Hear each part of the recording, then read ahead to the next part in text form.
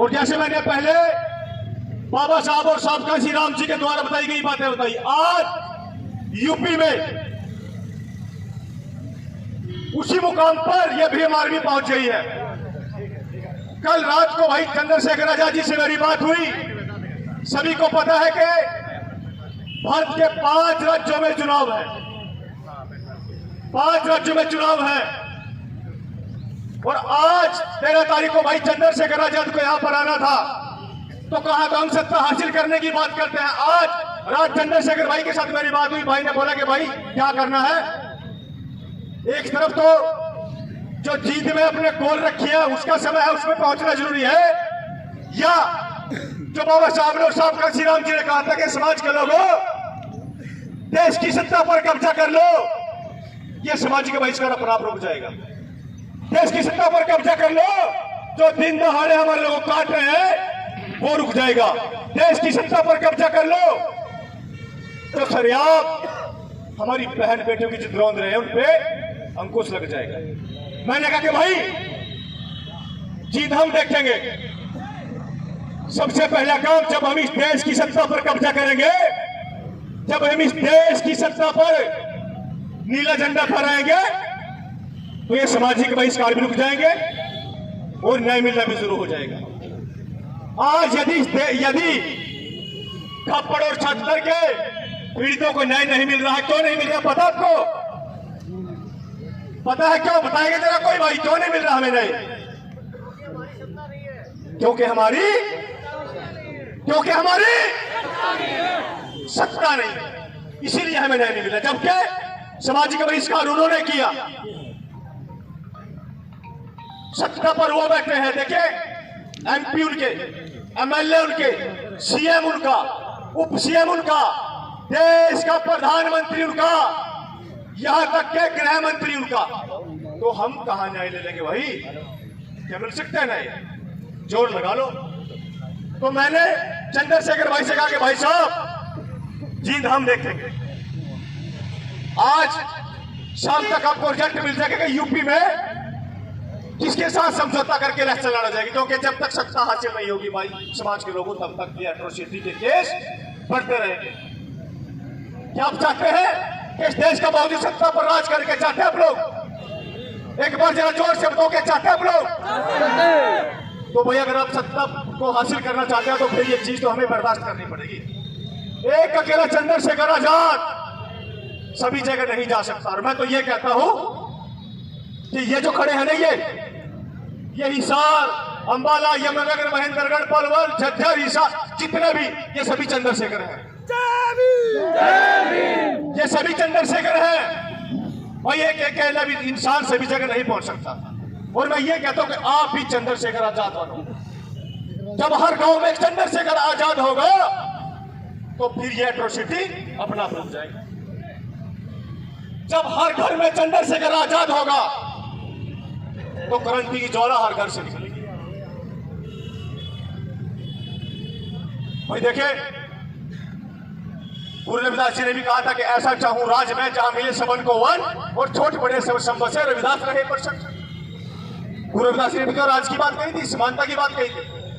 फिर बाबा साहब ने, तब हमारे घर की दीवारें भी नहीं होती थी, हमारे पास झुग्गी झोपड़ियां होती थी। तब बाबा साहब ने कहा था कि अपने घर की दीवारों पर जाकर निकलो, इस देश के शासक है। और साहब काशी राम जी ने भी हमें शासक बनाने के लिए पूरा जीवन न्यौछावर कर दिया। और जब आज मैंने कहा कि भाई आज शासक बनने का समय है, आप वहां देखिए, आपका छोटा भाई कमल कुमार बड़ा यहां देखा। और ये जितने भी चंद्रशेखर हैं, ये जितने भी चंद्रशेखर आजाद है,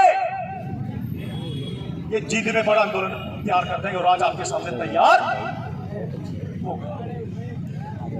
ये ताकत किसी एक व्यक्ति की नहीं है,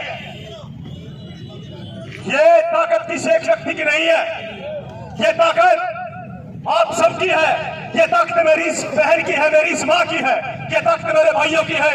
ये किसी एक व्यक्ति की ताकत नहीं है। यदि मैं कहता हूं कि आंदोलन मैंने किया है, ये लोग मैंने बुलाया है, तो मेरे से बड़ा मूर्ख कोई नहीं।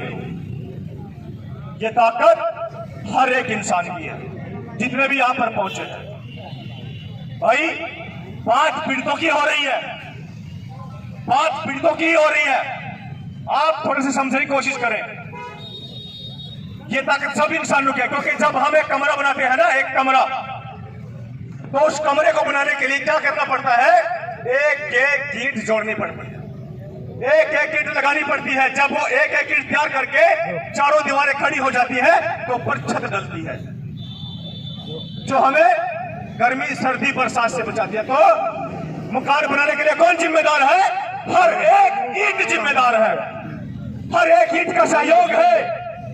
आप लोग अपने आप को हल्के में ना लें। एक एक ईंट बहुत जरूरी है अगर बनाने के लिए। आप एक एक ईंट के सहारे से जो है घर बना सकते हैं। हर एक व्यक्ति की पावर है।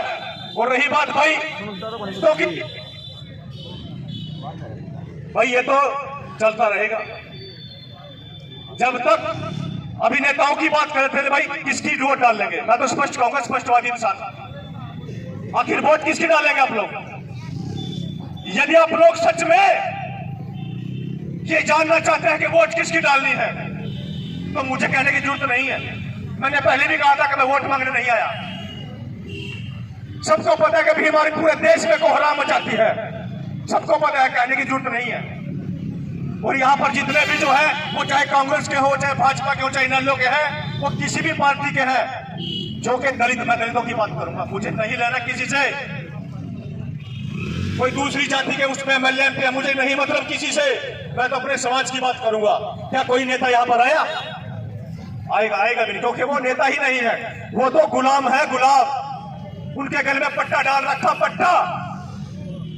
यदि पट्टा इधर खींचेंगे तो इधर आ जाएंगे, यदि पट्टा इधर खींचेंगे तो इधर आ जाएंगे। वो तो कुत्ते हैं। कहूंगा, मैं कहूंगा, क्योंकि हमें डर नहीं लगता किसी से। भाई केस करना है तो कर दो। अरे पालतू कुत्ता भी है, वो भी कहीं ना कहीं उसका भी जमीर जिंदा होता है। वो भी जब मालिक उसको ज्यादा मारता है तो वो भी अपने जिसने पाला है कुत्ते को उसको दांत मारने कई बार काट लेता है। लेकिन ये तो दूसरी पता नहीं कौन सी नस्ल के हैं, ये पता ही नहीं कौन सी नस्ल के हैं। अरे जो समाज की बेटी पर अत्याचार हो रहा है, समाज के भाइयों का बहिष्कार हो रहा है, समाज के भाइयों को मारा जा रहा है, और ये कुर्सी खेल रहे हैं। कुर्सी ना चली जाए, कुर्सी ना चली जाए। इनको कुर्सी से मतलब है, समाज के लोगों आपसे इनको मतलब नहीं। और यहां पर कुछ लोग ऐसे भी होंगे जिन्होंने इनको वोट डाला है, कुछ ना कुछ तो होंगे। आज यदि आप सच में 70 खापड़ खड़क गांधिया गांव के लोगों को न्याय दिलाना चाहते हैं, तो आज प्रण लेकर के जाए कि इन मनुवादी पार्टियों को कभी भी वोट नहीं डालेंगे। और ये अभी जिक्र चल रहा था कि इनको जूते मारेंगे। अरे क्या जूते मारने की? इनको वोट ही डालो, अपने आप जूते लग जाएंगे। क्या जरूरत है इनको जूते मारने की? इनको इस लायक कर दो कि हमारी गली में जूते खाने लायक भी ना रहे। इनको ऐसा कर दो कि हमारे घर में वोट मांगने भी ना सके। देखो फिर तो है समाज की ताकत। फिर तो हम भगवान वाल्मीकि के बच्चे हैं, फिर हम गुरुदास जी के बच्चे हैं, फिर हम कबीरदास जी के बच्चे हैं, फिर हम बाबा साहब की संतान है, फिर हम साहब काशीराम जी के अनुयायी।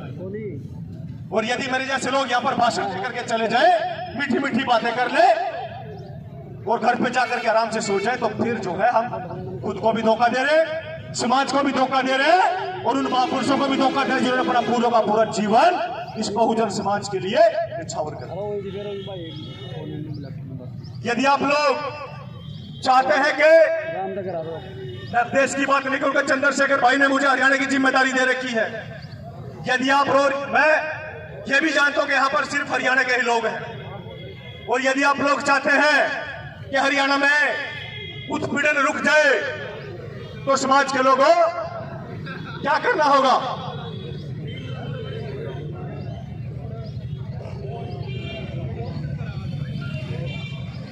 और फिर ये करना होगा, ये बांध लो कफन सर पे और कहो कि सरफरोशी की तमन्ना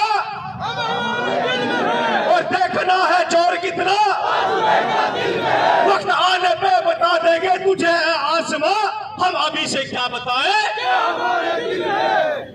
और फिर तो जज्बात, जोश, और होश, ये सब चीजें यहां और यहां कायम रखनी पड़ेगी।